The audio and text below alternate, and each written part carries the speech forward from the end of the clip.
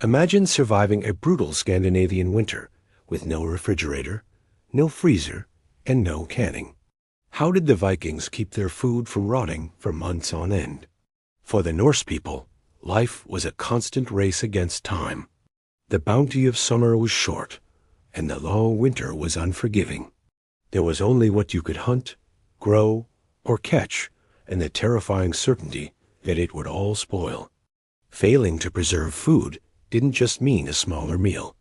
It meant mass starvation. Survival depended entirely on their ingenuity. They looked to the world around them, the salt from the sea, the cold, dry wind, the smoke from their fires, and even the earth itself, to create a system. This wasn't guesswork. It was a clever, science-based process. Today, we are exposing the ancient, step-by-step techniques Vikings used to turn perishable food into a treasure that could outlast the harshest winters. This is how they actually did it. You've heard that salt was worth its weight in gold. For Vikings, it was far more valuable. It was the difference between life and starvation. Salt curing wasn't just sprinkling seasoning. It was a precise science they mastered. The process was elegantly simple, but required perfect technique. Fresh meat, pork, beef, or game was packed completely in coarse sea salt. The salt then wages war on decay. Through osmosis, it violently pulls moisture out of the meat, creating an environment so dry that the bacteria which cause rot simply cannot survive. The Vikings understood that different cuts required different methods. Fatty pork belly needed more salt and longer curing than lean venison. They knew too little salt meant spoilage, and too much meant wasting a precious resource. This was a skill honed over generations. Modern science confirms what the Vikings knew instinctively. The salt doesn't just preserve, it transforms the meat.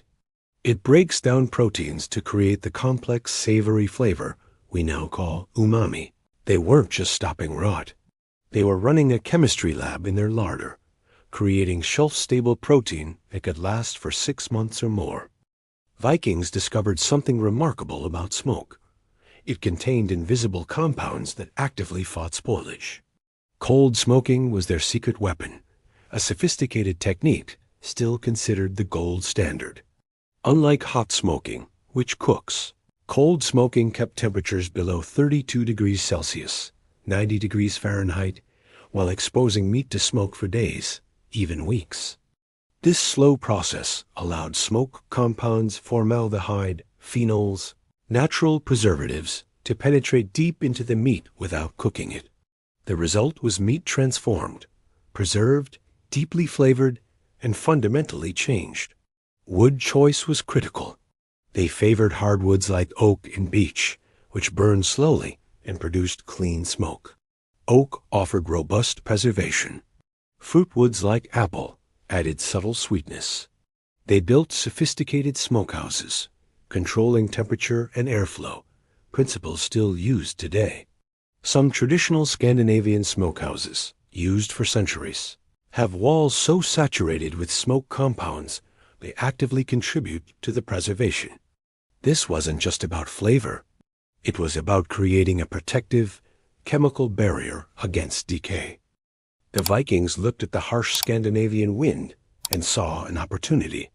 While others cursed the gales, the Norse harnessed them to create one of the most effective preservation methods ever developed.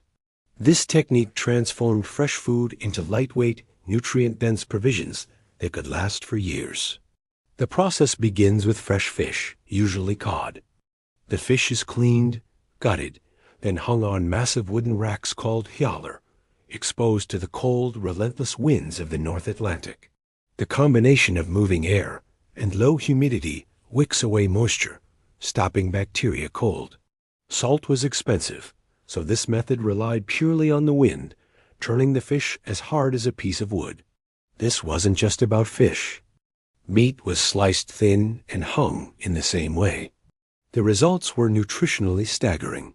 Dried meat contains nearly 4 times the protein of fresh meat by weight. The Vikings understood they weren't just preserving food. They were creating concentrated fuel They could sustain warriors on long voyages or families through brutal winters. While drying worked for lean cuts, fattier meats like pork needed a different approach. For this, the Vikings used animal fat itself to create a perfect airtight seal. This technique, which the French later refined into confit, was essential. The physics were simple, but brilliant. Meat was slowly cooked in its own rendered fat at low temperatures. Then it was placed into a ceramic pot or wooden barrel, and the hot, liquid fat was poured over it, completely submerging every piece. As the fat cooled and solidified, it formed an airtight barrier. This waxy seal stopped oxygen and airborne bacteria from reaching the meat, effectively hitting the pause button on decay. Stored in a cool, dark place, this meat could be kept for months. Nothing was wasted. The fat that preserved the meat was later used for cooking, providing concentrated calories. It was a zero-waste system that turned tough cuts tender and preserved them without a single grain of salt. This sounds wild, but it was one of the Vikings' most sophisticated techniques. Bog burial wasn't desperation. It was a deep understanding of chemistry. Archaeologists continue to find perfectly preserved meat and butter in peat bogs that are over 1,000 years old, a testament to the brilliance of this method. Peat bogs are nature's perfect preservation chambers. They are cool, highly acidic, similar to vinegar, and completely oxygen-free. This combination is a triple threat to decay. The acid stops harmful bacteria. The lack of oxygen halts decomposition, and the consistent cool temperature keeps everything stable. Vikings would wrap meat in birch bark or pack it into wooden containers, then bury it deep in carefully selected bogs. They knew through generations of observation which bogs preserved food. Unlike smoking or drying, which required constant work, bog burial was a set-it-and-forget-it system. They could bury large quantities in the autumn and retrieve them months later, perfectly preserved. So after days of drying, we have our stockfish. Cured with salt, we have our jerky. Sealed in its tomb of fat, our pork. And pulled from the earth, our bog-preserved food. Looking at these, you realize the Vikings weren't just warriors. They were masters of home science. They understood that controlling moisture, air, and temperature was the key to controlling their food supply, and by extension, their destiny.